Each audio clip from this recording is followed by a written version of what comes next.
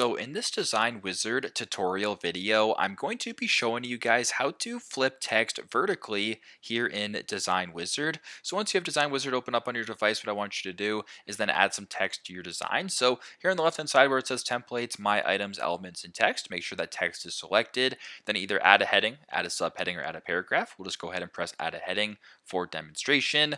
I'm going to type in the word vertical just for the sake of this video. Vertical, just like that.